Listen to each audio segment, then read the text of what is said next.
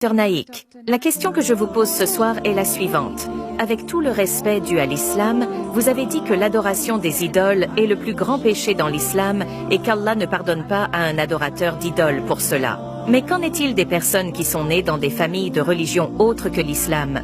Par exemple, en Inde, la majorité de la population est hindoue et, tout au long de leur vie, ils n'ont peut-être pas été exposés à l'islam ou à quelqu'un d'autre qui aurait pu les éduquer à ce sujet. Quelle est la faute de ces personnes? N'atteindront-ils jamais le paradis? Allah ne les laissera-t-il jamais entrer au paradis? Quelle est leur faute s'ils croient ce qu'on leur enseigne depuis leur naissance? Allah n'a-t-il pas pitié d'eux? Je vous remercie. La sœur a posé une très bonne question. C'est une très bonne question, une question très logique. Qu'en est-il des êtres humains qui sont nés dans des familles non musulmanes et dont les parents adorent des idoles? Qui est donc à blâmer? Comment Allah peut-il les punir? C'est une très bonne question. Le prophète bien-aimé Mohammed sallallahu alayhi wa sallam a dit que chaque enfant naît en tant que musulmane. Qu'il soit né dans une famille juive, chrétienne, hindoue ou musulmane, il naît musulman. Comme je l'ai dit précédemment, un musulman est une personne qui soumet sa volonté à Dieu Tout-Puissant. Ainsi, chaque enfant, à sa naissance, soumet sa volonté à Dieu Tout-Puissant. Plus tard, il est influencé par ses aînés, ses parents, ses professeurs. Il peut alors commencer à adorer des idoles, à adorer le feu et à s'engager dans la mauvaise voie.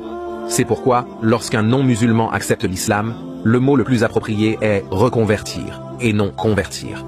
Convertir signifie passer d'une foi à une autre. Reconvertir signifie qu'une personne était dans la bonne foi, qu'elle est passée à une mauvaise foi et qu'elle est revenue à la bonne foi. Ma sœur, le mot le plus approprié est donc reconvertir. Maintenant, pour en venir à votre question, comment Allah peut-il tenir pour responsable une personne née dans une famille non musulmane? C'est la raison pour laquelle, si un enfant naît dans une famille non musulmane, avant qu'il n'atteigne la maturité, s'il meurt, il ira au paradis, Inch'Allah. Pourquoi? Chaque enfant soumet sa volonté à Dieu Tout-Puissant. Il est musulman. Il peut avoir un nom hindou ou un nom chrétien, John, Ramu. Cela ne fait aucune différence. Mais tant qu'il est un enfant, et s'il meurt en tant qu'enfant, ma sœur, cet enfant ira au paradis, qu'il soit né dans une famille musulmane ou non musulmane. Plus tard, lorsqu'un enfant grandit et devient adulte, il est responsable de ce qu'il fait. C'est la raison pour laquelle, si un enfant commet un crime, le tribunal est indulgent. Quand il devient adulte, il ne peut pas dire que mon père m'a appris à voler, donc je vole. Si un enfant grandit à l'âge de 22 ans et que la police l'attrape après un vol, il ne peut pas dire que mon père m'a appris à voler, donc je vole. Le juge le laissera-t-il partir? S'il s'agit d'un enfant de 5 ans, le juge peut dire « Très bien, c'est un enfant, il n'a pas atteint la maturité. » Mais une fois qu'il devient adulte, et si cet adulte dit au juge que je vole parce que mon père m'a appris à voler, il ne sera pas excusé. Chacun est responsable de ses actes. Maintenant, une fois qu'une personne devient adulte, c'est le devoir de cet adulte de trouver la vérité. Il est du devoir de tous les musulmans de transmettre le message aux non-musulmans. Mais qu'une personne reçoive le message ou non, si un être humain est laissé libre, il y avait 2 tribus qui n'ont pas été en contact avec la civilisation moderne jusqu'à la fin des années 1950. L'une d'entre elles était la tribu Kapoku, l'autre était la tribu Astral, les aborigènes. Ces 2 tribus ne sont entrées en contact avec la civilisation moderne qu'en 1950.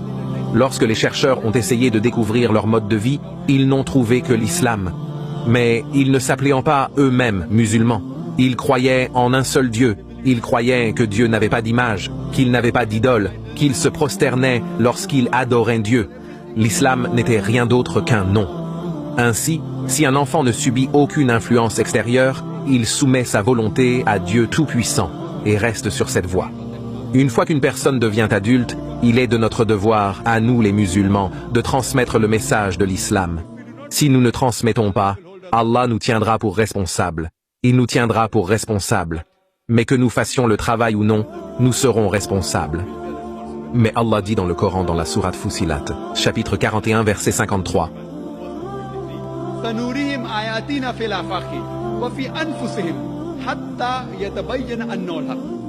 Nous leur montrerons nos signes dans l'univers et en eux-mêmes, jusqu'à ce qu'il leur devienne évident que c'est cela, le Coran, la vérité.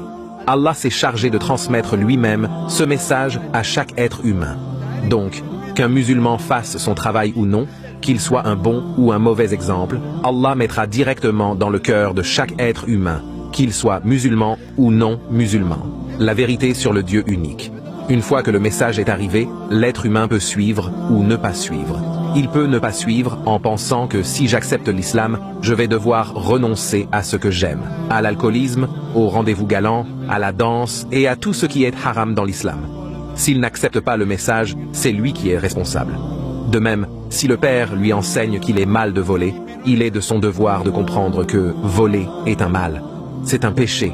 C'est la chose qui est mauvaise. Il ne peut pas aller dire au juge que parce que mon père l'a enseigné, je vole. De la même façon, ici, quand Allah met directement le message dans le cœur de chaque être humain sur l'unicité de Dieu et que l'idole d'adoration est interdite, si l'individu continue, il ou elle est responsable. Au jour du jugement, Allah dit donc qu'aucun non-musulman ne s'opposera jamais à la justice d'Allah parce que vos organes témoigneront contre vous, vos yeux, vos mains témoigneront contre vous. Donc, le jour du jugement, même les gens qui seront mis en enfer ne s'opposeront jamais à la justice d'Allah subhanahu wa ta'ala. Ce qu'ils diront, c'est de nous donner une dernière chance et Allah dira qu'il est trop tard. On donne beaucoup de chances dans ce monde, mais on ne vit qu'une fois dans ce monde. Ainsi, le jour du jugement, aucun non-musulman, aucun être humain, même s'il est mis en enfer, ne s'opposera jamais à la justice d'Allah. Il dira seulement « S'il te plaît, pardonne-moi » et il sera trop tard. Quoi qu'il y ait dans ce monde, comme Allah le dit dans la sourate Mulk chapitre 67 verset 2, c'est un test pour l'au-delà. J'espère que cela répond à la question de ma sœur.